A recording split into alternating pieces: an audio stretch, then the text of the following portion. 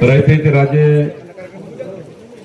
हिंदवी स्वराज्याचे सरसंस्थापक छत्रपती शिवाजी महाराजांना मानाचा मुजरा करतो। सामाजिक समतेचे प्रतीक महामानव डॉक्टर बाबासाहेब आंबेडकरजींना अभिवादन करतो। आज मी एका लग्न समारंभाकरता सामूहिक विवाह सोहळ्याकरता मंगेश चिवटेजींनी जे निमंत्रण दिले त्या निमंत्रणानिमित्त आलेलो आहोत। गणेश चिवटेजींनी आमच्याकडे मंगेश चिवटे आठवण येते। गणेश चिवटेजींनी दिलेल्या निमंत्रणानिमित्त सामूहिक विवाह सोहळ्याला आलो आहे। 31 वधूवरांचा सामूहिक विवाह सोहळा आहे आणि जेव्हा मला गणेश चिवटेजींनी बोलवलं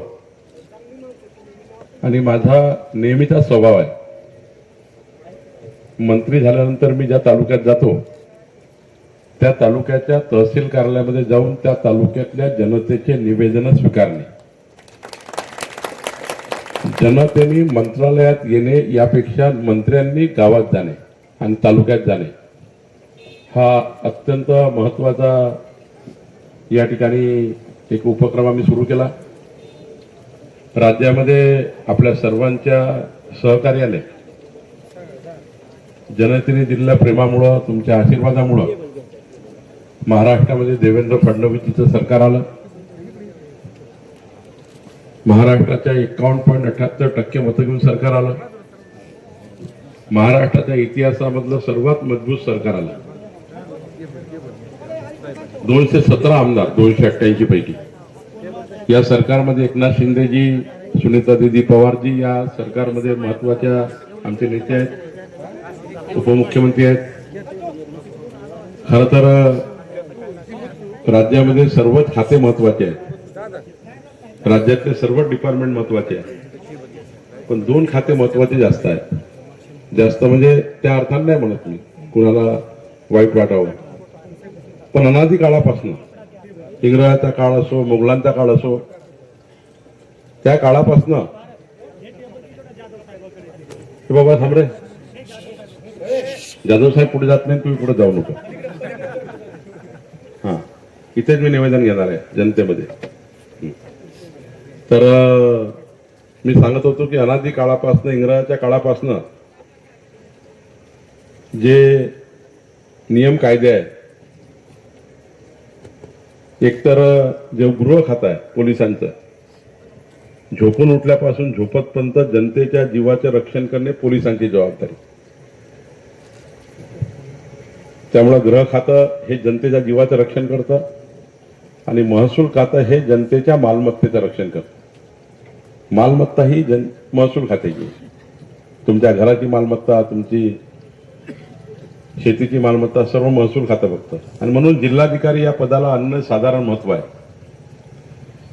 पण इकडल्या काळात काय झालं की जिल्हाधिकारी टीम महसूल खातं विसरून गेली आहे। म्हणजे मी सर्वांनाच म्हणत नाही, सर्व खात्याच्या सर्व अधिकाऱ्यांना। आता बघा, जर एका तालुक्यात करमाळ्यात आलो, छोटंसं मी एक ऍडव्हर्टाइजमेंट केली की मी जनतेचे निवेदन घेणार आहे, मला जवळपास मगाशी बाबुलताईच्या घरी एक 45 निवेदन आले आणि अत्यंत छोटे छोटे निवेदन। महसूल मंत्र्याकडे याची गरज नाहीये। जे प्रांत करू शकतात, जे तहसीलदार करू शकतात, जे तलाठी करू शकतात, जे भूमी अभिलेख करू शकतात, डेप्युटी एसएलआर करू शकतात, मुद्रांक अधिकारी करू शकतात, त्या छोट्या कामाला महसूल मंत्र्यांना भेटावं लागतं। हे दुर्दैव आहे। आता इथे जवळपास 60-65 निवेदन आहे। आता हे निवेदन कशामुळे आलं? जिल्हाधिकाऱ्यांना माझी विनंती आहे, जसं नाशिक कलेक्टरने एक चांगला उपक्रम केला की जिल्हाधिकाऱ्यांनी आपापले प्रांत तहसीलदारला प्रत्येक गावात पाठवण्याची योजना तयार केली। संपूर्ण तहसील प्रशासन आठवड्यातला 1 दिवस एका गावात जाईल आणि त्या गावातल्या जनतेचे प्रश्न त्याच गावात सोडून देईल। हा उपक्रम सुरू केला। नाशिक जिल्हाधिकाऱ्यांनी 1 महिन्यामध्ये 103 गावाचा दौरा केला। तर माननीय जिल्हाधिकारी आता नवीन आले आहेत, उत्सुक आहे आणि चांगले अधिकारी आहेत, त्यांच्याबद्दल चांगल्या भूमिका सरकारच्या आहेत, त्यांच्याकडनं सरकारच्या अपेक्षाही आहेत। जिल्हाधिकारी कार्तिकेयन आणि त्यांची टीम, मला विश्वास आहे की पुढच्या 4 महिन्यामध्ये सोलापूर जिल्ह्यातलं एकही गाव सुटणार नाही याची काळजी जिल्हाधिकारी घेतील आणि आमचे तहसीलदार प्रांत गावागावात जाऊन जनतेच्या मालमत्तेची दखल घेतील, रक्षण करतील. ही भूमिका या ठिकाणी घ्यायची. आज सरकारने अत्यंत महत्वाचे निर्णय केले आहेत. आज बघा, आपण मोजणी 15 दिवसावर आणण्याचा विचार करतोय. 15 दिवसावर निधी पैसे भरल्याच्या आत 15 दिवसात मोजणी झाली पाहिजे. याकरता काय सुधारणा केल्या? तर सरकारने साऱ्या सुधारणा करून दिल्या. आता खाजगी सर्वेअर दिले, लायसन्सी सर्वेअर दिले. म्हणजे आता आमचे भूमी अभिलेखवाले म्हणू शकत नाही मनुष्यबळ नाही. आता 100 तरी किमान नवीन सर्वेअर, प्रत्येक तालुक्याला 10 सर्वेअर, 15 सर्वेअर, ऍडिशनल सर्वेअर.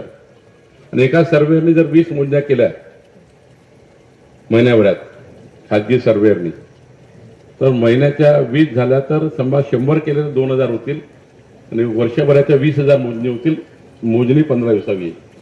लागणारे ड्रोन्स, लागणाऱ्या मशीन जिल्हाधिकाऱ्यांनी नाविन्यपूर्ण योजनेमध्ये पालकमंत्र्यांना सांगून जयकुमार गोरेंना सांगितलेलं आहे. त्यांना समजता येते किती महत्वाच्या मशीन आहे. आणि त्यामुळे एकीकडे भूसंपादन अधिकारी आहे, त्यांच्या 3% निधीमध्ये आता आपण अलाव केलेला आहे.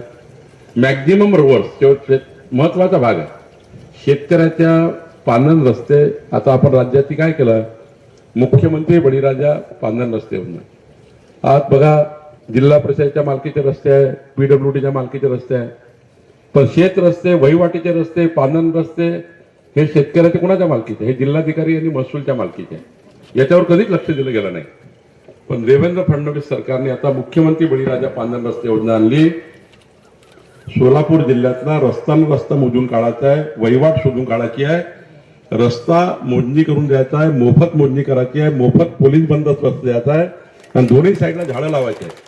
मोजणी करून झाडं लावायची आहे. 300 कोटी झाडं लावायची आहे.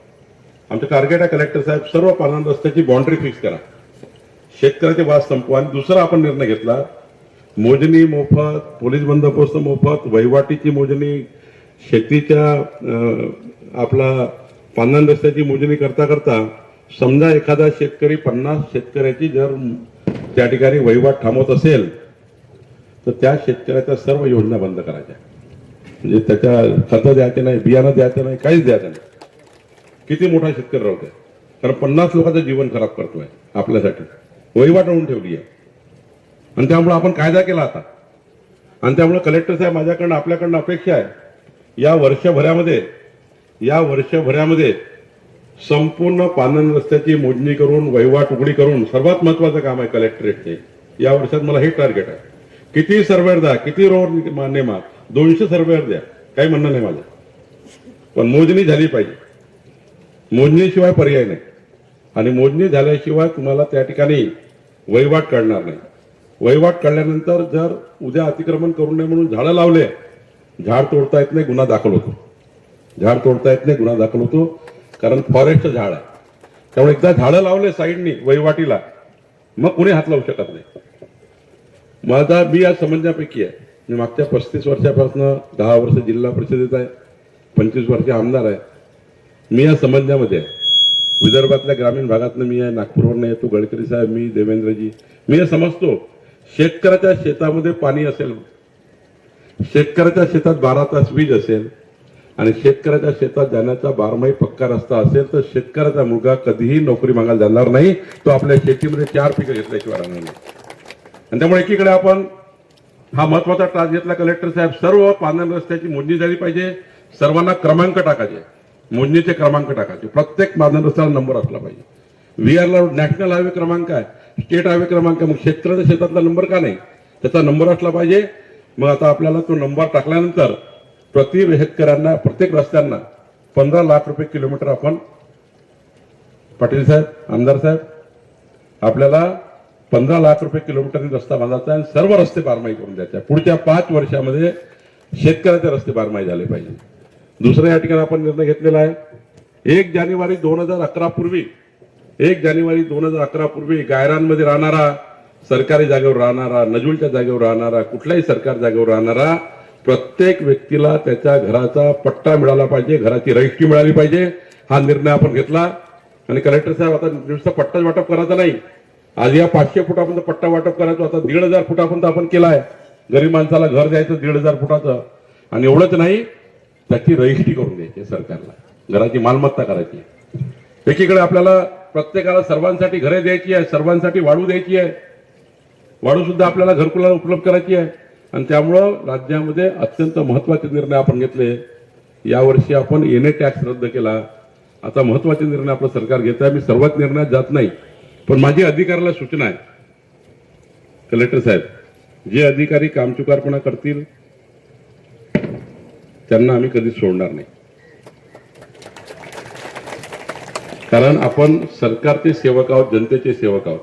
जो अधिकारी चांगला काम करेल त्याच्या पाठीशी सरकार खंबीरपणे उभं राहील. सरकार खंबीरपणे उभं राहील जो अधिकारी काम करेल. आणि एवढं खंबीरपणे उभं राहील की आमच्या अधिकाऱ्यांना प्रावीण्य देणे, त्यांना त्या ठिकाणी त्यांचे प्रमोशन करणे. आज बघा 750 प्रमोशन आपण आज केले.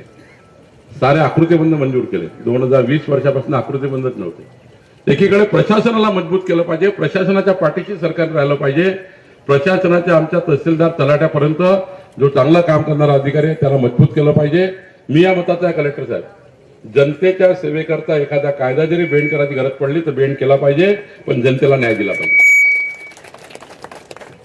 जनतेला न्याय दिला गेला पाहिजे. शेवटी आम्हाला जनतेला मतं मागावी जावं लागतात. जनता आम्हाला मताचं कर्ज येतं 5 वर्ष. आम्हाला 5 वर्ष काम करून जनतेच्या मताचं कर्ज काम करून परत द्यावं लागतं. आणि त्यामुळे प्रशासनाला माझी विनंती आहे, ज्यांना काम करायचं नसेल, मी आता कळणारच आहे मला जे निवेदन मिळाले कोण कोण काम करताय आणि कोण नाही करताय. कळतं ना आपल्याला, जेव्हा निवेदन येतात तेव्हा कळतं. जर एखाद्या छोट्या तहसीलदारच्या कामाकरता मंत्र्याला लोक भेटायचा अर्थ त्यांनी काम केलं नाहीये. नियमात होतं, मी नियमाच्या बाहेर सांगणार नाही, पण नियमात असताना जर त्या शेतकऱ्याला न्याय दिला तर योग्य नाही.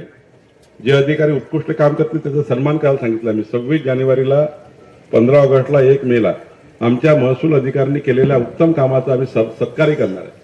त्याचा सन्मान करणार, त्याचे बेनिफिट्स त्यांना देणार, त्यांच्या पाठीशी सरकार उभं राहणार. पण जनतेची हेळसांड करणे, जनतेच्या मानगुटीवर बसणे, जनतेकडनं शेवटी छत्रपती शिवाजी महाराजांचं नाव घेतो आपण प्रत्येकडे. मी घेतलं, आता कशाकरता घेतो आपण, का सुरुवात केली? कारण छत्रपती शिवाजी महाराजांनी त्यांच्या राज्यकारभारामध्ये गतिमान, पारदर्शी, लोकाभिमुख सरकार मांडलं होतं. गतिमान, पारदर्शी, लोकाभिमुख. तर आपण छत्रपती शिवाजी महाराज जेव्हा उल्लेख करतो तेव्हा गतिमान, पारदर्शी, लोकाभिमुख सरकार चालवण्याची जबाबदारी प्रशासनाची आणि आपली आहे. जिल्हाधिकारी शासनाचा फेस आहे, चेहरा आहे गव्हर्नमेंटचा. एसपी गव्हर्नमेंटचा चेहरा आहे पोलीस. आता पोलीस या ठिकाणी असतील, या ठिकाणी जर अवैध धंदे सुरू असतील तर लोकांनी कुठे जायचं? सट्टा, जुवा, दारू, मटका चालू असेल तर लोकांनी कुठे जायचं? आपली जबाबदारी आहे सरकारची. आणि त्यामुळे महामानव डॉक्टर बाबासाहेब आंबेडकरचं नाव घेतो. काय म्हटलं, महामानव डॉक्टर बाबासाहेब आंबेडकरचा आपण सन्मान करतो, आपण त्यांची काय प्रेरणा घेतो? तर महामानव डॉक्टर बाबासाहेब आंबेडकरची प्रेरणा काय? तर समाजाच्या शेवटच्या व्यक्तीचं कल्याण, याकरता बाबासाहेब आंबेडकरांचं नाव आपण घेतो. आणि त्यामुळे माझी विनंती आज आहे, मी निवेदन तर नेणार आहे मंत्रालयात, पण या निवेदनामध्ये ज्यांनी कचुराई केली असेल, तसे कलेक्टर साहेब, ज्यांनी इमानदारीने काम केलं असेल त्यांना आम्ही शाबासकी देऊ. आता चांगलं काम केलं, वाढू वाटली. आता ही भूमिका आपण स्वीकारली की घरकुलाला वाढू द्यायची आहे 5 ब्रास. मी एवढंच सांगेल की आजच्या या तुमच्या जे तुम्ही माझ्यावर अपेक्षा ठेवून आल्या, आपण महसूल मंत्र्याला भेटलो तर आपलं काम होईल, ही अपेक्षा आहे, तुमची आशा आहे. मी एकच वचन देतो, तुम्ही मला जे काही निवेदन द्याल, तुमची आशा, अपेक्षा, माझ्याकडनं जी तुमची अपेक्षा आहे की बावनकुळेंना निवेदन दिलं तर आमचं सरकार काम करेल, देवेंद्र फडणवीस सरकार काम करेल. मी तुम्हाला वचन देतो, जेवढे निवेदन आहे अधिकाऱ्यांना माझ्या सूचना, माझी सही आल्यानंतर, माझ्याकडनं आल्यानंतर त्याला तात्काळ 3 दिवसात निकाली काढायचा आहे. आता पेंडिंग ठेवायचं नाही. तुम्ही जे नियमात नाही त्याबद्दल आम्ही जबाबदार, आम्ही नियम करू. नियमात नाही तर नियम बदलू.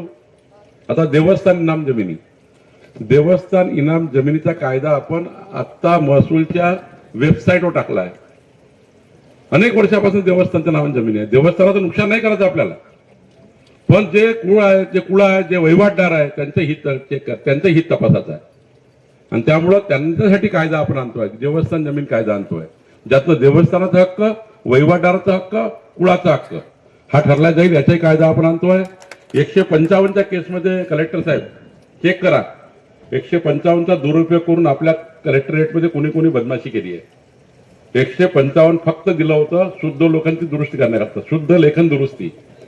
म्हणजे सातबारे हे इलेक्ट्रॉनिक सातबार, या ठिकाणी डिजिटल सातबार तयार करताना काही चुका झाल्या असतील तर दुरुस्त करा.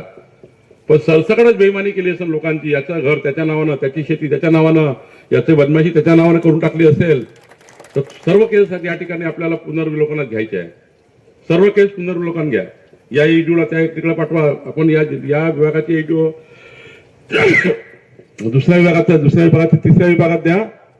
155 ज्या चुका केल्या अधिकाऱ्यांनी, आता मला भेटले 4-5 लोक, 155 चुका ज्या ईडूनी केल्या, तहसीलदारनी केल्या, तुम्हाला निवेदन देता येते. असं करू नका. तुम्हाला जो अधिकार दिलाय त्या अधिकाराचा दुरुपयोग करून कुणा माणसाला आत्महत्या करावी लागेल, आपण विचार करा. एक माझी सही, एक जिल्हाधिकारी, तहसीलदार, एडीओची सही, जर कुणा मालमत्तेची छेडखानी झाली गरीब माणसं, त्याला आत्महत्या करावी लागेल. एक चुकीची सही जनतेच्या जीवाचं रक्षण करतं. एक योग्य सही जनतेच्या जीवाचं रक्षण करतं. एक चुकीची सही गरीब माणसाला आत्महत्येकडे नेऊ शकतो. ही काळजी विचारात घेऊन सही केली पाहिजे. याची काळजी घेऊन त्या ठिकाणी काम केलं पाहिजे. माझी सर्वांना विनंती आहे, जेवढे निवेदन येतील त्या निवेदनावर आम्ही काम करू. आणि पुढच्या काळामध्ये जो आमच्या सरकारचा विचार आहे, देवेंद्र फडणवीस सरकारचा, की गतिमान, पारदर्शी, लोकाभिमुख सरकार. आणि माझी दुसरी विनंती आहे कलेक्टर साहेब, भ्रष्टाचाराच्या तक्रारी आता यायचा कामा नये.